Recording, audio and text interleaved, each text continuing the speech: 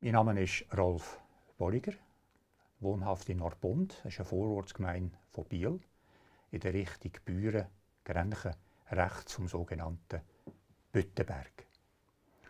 Und ich bin inzwischen Rentner, bin 40 Jahre Lokomotivführer bei den Schweizerischen Bundesbahnen.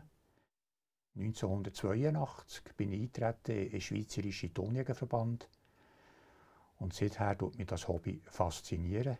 Es ist halt so, wenn man pensioniert ist, hat man mehr Gelegenheit, im Internet rumzusurfen.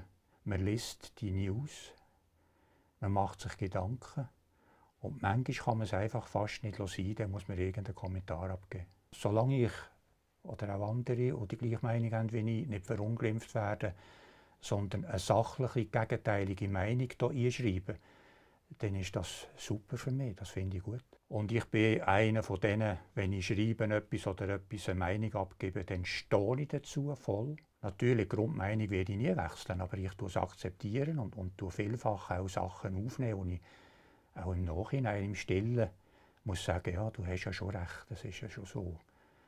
Ich habe es vielleicht ein bisschen einseitig gemeint.